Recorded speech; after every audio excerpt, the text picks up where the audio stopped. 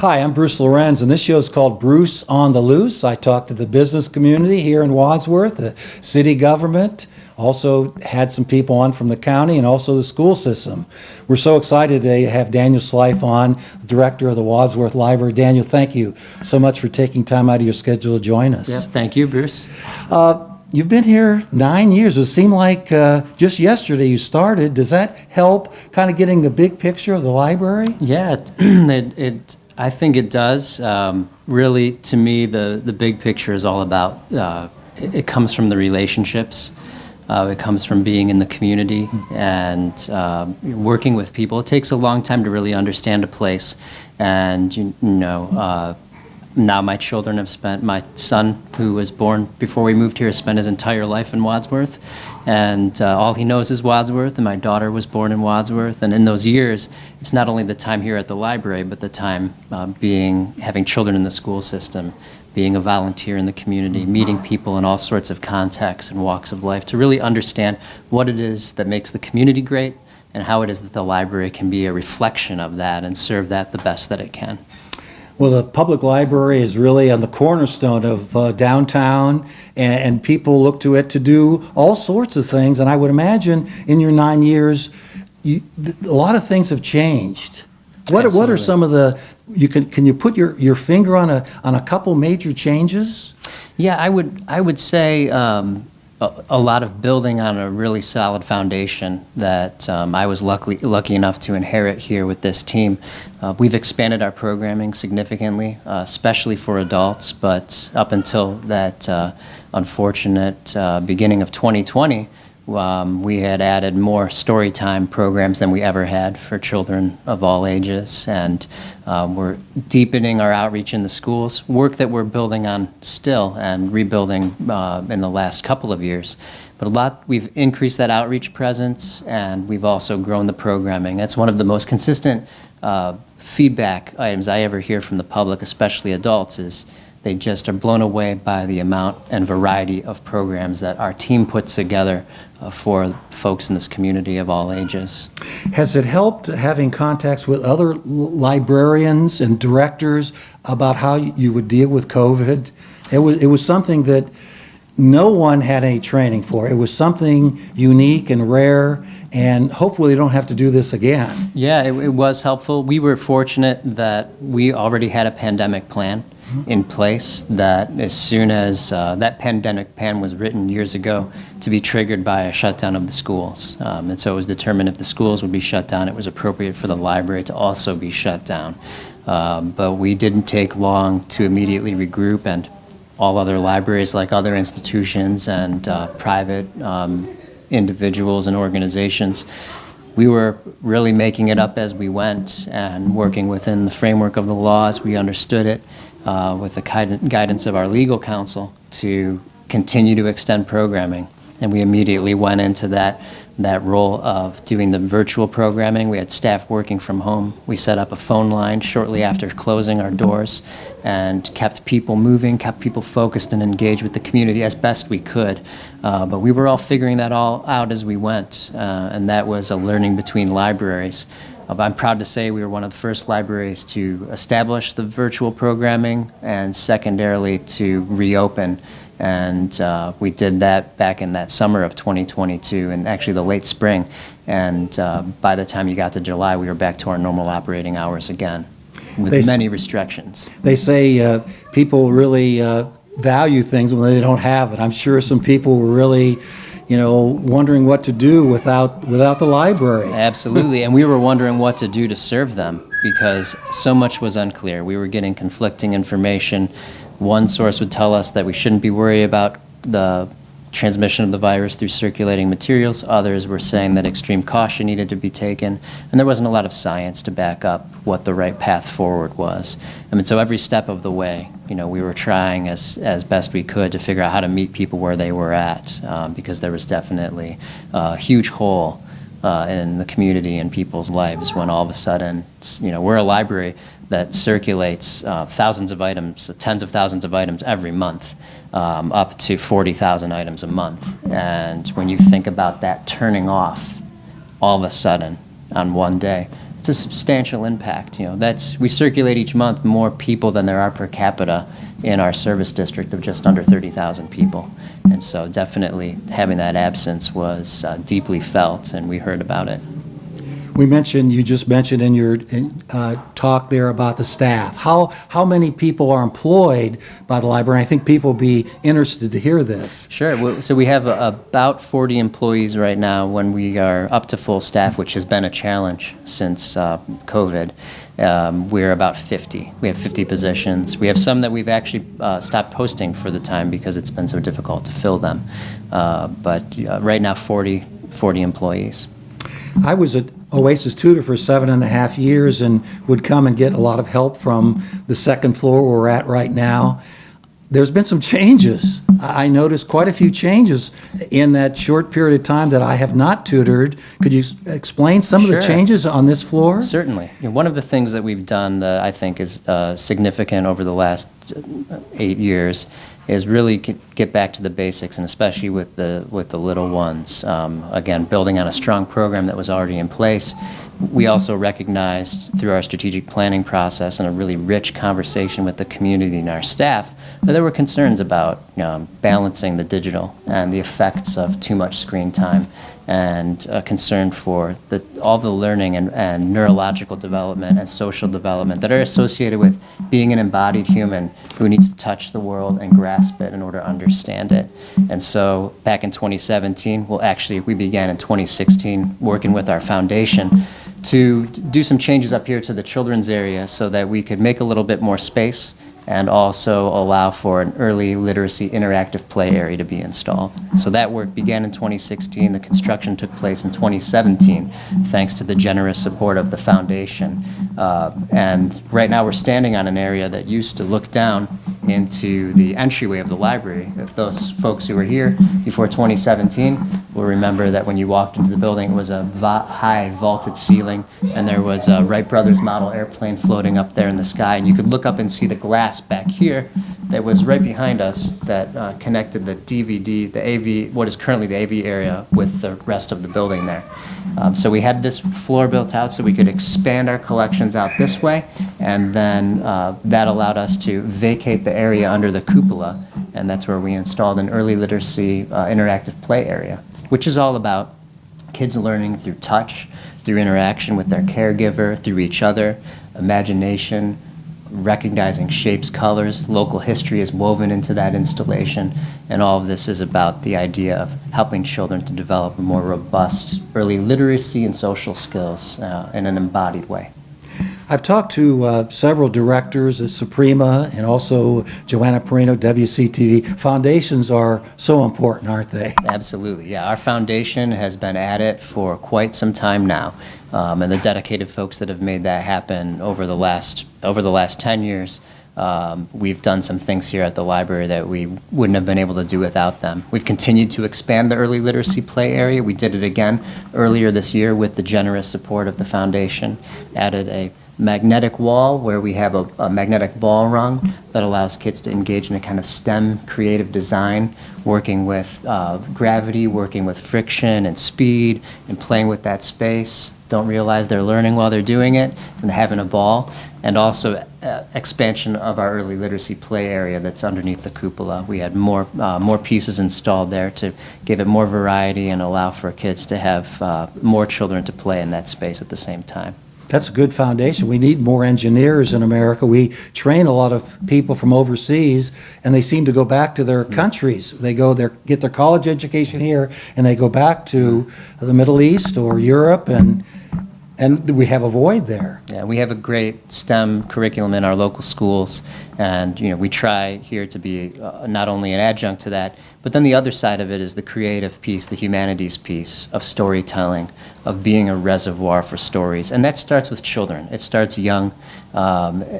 It starts and I like to talk about, when you sit a child down on your lap to read a book, it's not just some sort of exchange of data, of information. Something much deeper is happening. When a child is sitting with you to read, they are learning the world through you, and they're learning you through the world, and they're learning all of these things through the medium of the story. And they learn it through the inflection of your voice, and the types of conversations and curiosities that are stimulated. And it's a point of bonding, where we bond around the stories that the library passes down. And having that kind of tradition here at the library, we help to model that and to make it also a social interaction. When you come to a story time with your child, you're not sitting in the lap anymore. They're sitting in your lap, and the librarian is reading the book. And then they take it further, and they move the body, and they get up, and they do interactive exercises. And it's about building that communal sense of value around storytelling and knowledge and learning, and that tradition that is so dear to and important to the library and the community. Don't forget Saturday, Tails and Tales. Absolutely, The dogs, you know, when I was at the middle school, we had a couple SBH units, and the teacher occasionally brought her dog in. And the kids were very different that day. Very, very popular program, and we just had it again this last Saturday. And you know that it's really fascinating. The research on this is very clear. Children who are shy or nervous about reading, children who have speech impediments, children who have trouble kind of stumbling over their words as they're learning to read and speak, they can sit down with a dog and it flows. And that connection between humans and our best friend is really a phenomenal thing to watch happen here at the library. And we try to experiment with other ways. We've added special sensory adaptive story times to our mix of offerings, and trying to reach people in any way that we can, but bringing it back to this comfort with, familiarity with, and passion around reading. You know, Daniel, we're in October. If I would get back into reading, I don't know if I could check out a book on Halloween. The elementary teachers gobble those books up seasonal, and there's such a rapport between the school system and the library. There is, and the teachers don't gobble them all up, because actually we have though the library did disband its bookmobile service back in 2012 as a result of those budget cuts from the state, and also just the changing composition of the community with the kind of edge, formerly rural, becoming developed. We've still maintained a strong outreach presence. There's a separate building across the street over there on North Lyman where we have a dedicated outreach collection. And those books, though you can borrow them through our catalog, and staff will sometimes gather them for patrons here at the building, they primarily serve our outreach services, which is not only the local public schools, it's also Sacred Heart and teachers at any school locally here, preschool, assisted living homes, institutions that want to make books available for programming or simply for their students or their clients. We do that extensively. And so we have books that serve that population specifically. We work with the teachers. We have class sets over there where there are multiple books of popular titles that we'll loan out to them. So you should, if you get here quickly, you should still be able to find some Halloween books. Okay. All right. You mentioned senior citizens. Yes. They're a big part of the community. They participate in all sorts of ways. How do you reach out to them? We do a lot of outreach. We have a strong relationship with Suprema Senior Center here in town. Our team has been going there for years and years. We do a number of different things there. We do book clubs there, book talks. We sometimes do technology-related programming. We have programming here on site that complements that, where once a month we have a Monday movie matinee where folks from the Suprema Center come, and from the Older Adults Foundation are all part of sponsoring and supporting that program. And that's very popular and heavily attended. I know I'm forgetting something important here. In addition to that, beyond that formal relationship with the Suprema Senior Center, we have a lot of programs that appeal to adults and older adults in general, and one particularly that always draws a very strong presence is the Wadsworth Historical Society's monthly programming that takes place during the school year. Very popular. We often are at our fire capacity limit. We do not exceed it for both of those rooms, A and B combined, they really pack them in, and we get a great response from those programs as well. One more, which kind of will probably maybe get ahead of maybe a possible another question.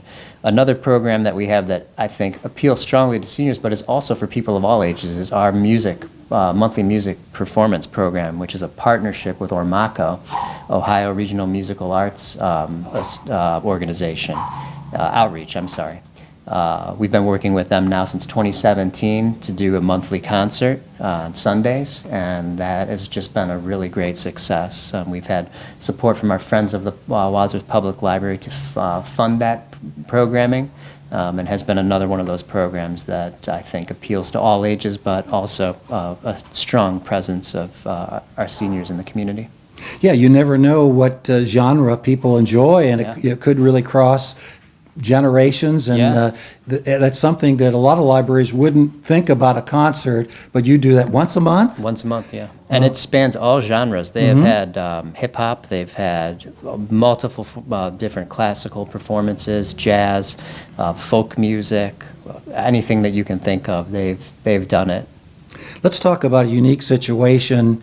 One would think that the corporation limits of Wadsworth would allow people to have the services, but that's not the case. We branch out beyond in the townships and beyond. That's right. So our strictly speaking, our service district and those who pay taxes for Wadsworth Public Library, property taxes, live within the same boundaries as the Wadsworth City School District, which crosses Guilford Township, all of Wadsworth Township, and a piece of Mountville.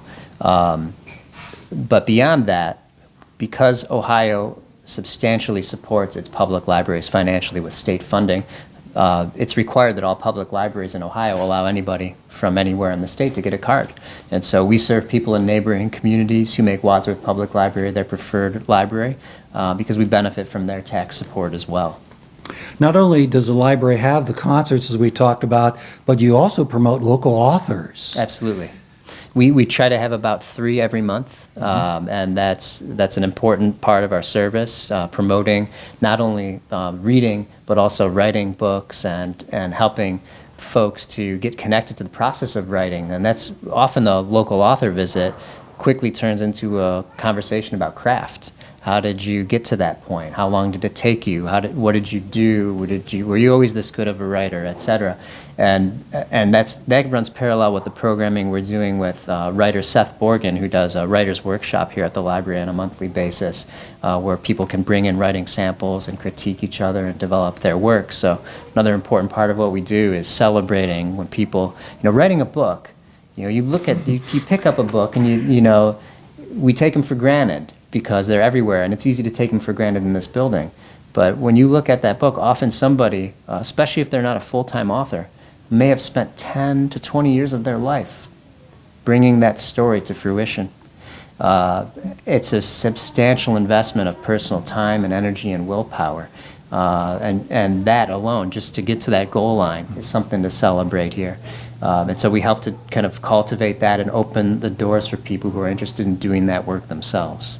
I would think it would give the authors feedback on community input. Maybe they would have suggestions how to, maybe if they want to do a next, and it will also motivate possible authors who just, for one reason or another, didn't take that step. Absolutely. And I've sat in on quite a few of these programs and have seen that happen. And we did a program back in 2016 with a local filmmaker and a documentarian, and they did a series of programs of how to make a film. And out of that, one of the individuals actually started their own video production company. People were inspired to get their projects organized and to set some goals, and most definitely it inspires people to take action. We talked about getting monies from the state and also local sources. You probably take a great deal of pride in being good stewards of the money that you do have. Absolutely. We have been privileged with really strong local community support when we have asked for operating levies in the past. After the budget cuts of the financial crisis of 2008 and 9, the library did need to make substantial financial cuts and reduce hours, and was able to make that work up until 2012, and then asked for a $1 million 5-year levy. There was one version that did not pass, but eventually the library did pass a $1 million 5-year levy, which we renewed in 2016 and is again on the ballot for 2022, this November 8th, without a tax increase. So voters will be deciding on that same millage level, not a tax increase that was originally passed back in 2012. Sometimes people say that local elections aren't very significant. They may sit on the sidelines, but having control of your local issues is very significant, isn't it? I think so, because we're a local library. We have a governing board that is appointed by our school board. It is directly accountable to the voters, to the community. It's responsive and adaptive. We're thinking about what's happening right here in Wadsworth, and that's how we decide what we're going to do. And those folks who serve on that board are members of this community. They are your neighbors, they're your friends, and the majority of our staff happen to live in Wadsworth as well. It's a very locally focused institution. So the 8th of November levy will not take any additional money and not ask any additional money for the taxpayers. It will not. It's a 1 mil operating levy for a 5-year term. It will raise about $700,000 a year, which is roughly 24% of our annual operating revenue.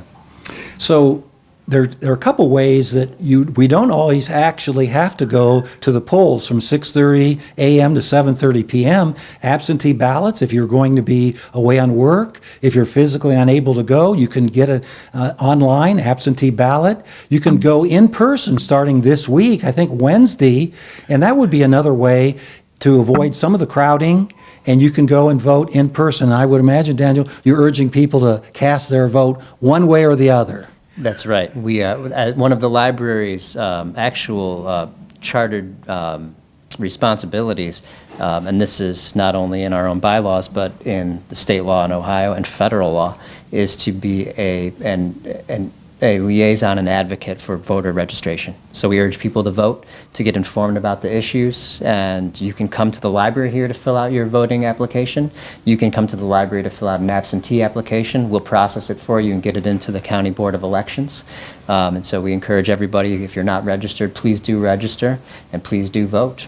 Dan, you're correct, because I used to turn in a ballot, absentee ballot applications here, and also registered voters when I was a government instructor, and there was never a question. They really process it all the time, and it really is something that we want people to be active citizens, don't we? Absolutely. We want people to understand the issues and to contribute to decision making locally, especially when it's local. These are our institutions. We know the people who run them. We know the people who work for them. We directly benefit from the fruits of the labor here, and we take ownership of it, and encourage everybody to be a part of that ownership. That is your right. Daniel, I hear a little squeaking and a little commentary behind. What is going on? I think you said at 10 o'clock a children's program is happening. What's going on? We have a story time here at 10 o'clock. It's going to get very noisy real soon as the families start to pour in, and they'll start peeking their heads around probably to browse. Families come in the morning and in the afternoons for programs. The morning program tends to be more popular. We're going to have one of our staff members is going to be reading a book and doing a whole program around the theme of that book, which will involve body movement and call and response. And then after that program is over, the happy kids pour out and they swarm the early literacy play area over there, and it will get really noisy. It will be impossible to be filming here at that point.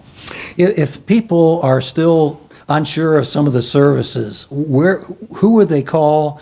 I see all the cassettes here on the side, and I see all sorts of other items and services you have. That certainly is significant. I have to clarify for those who are watching that they are CDs. Oh, yes. Okay. Yeah. I knew they were CDs, but that's okay. Yeah, you can call the main library number, 330-334-5761. You don't have a teleprompt. Live staff will answer that phone, and you can just let them know what you're looking for, and we'll get you connected. We're a growing community. Last census, I talked to the mayor, and I think we're at like 23,000 people, but I see houses being built all over the community. That has to make you feel good that people are coming to Wadsworth, and you want to get those services to those new people. Absolutely, absolutely. And we see it all the time.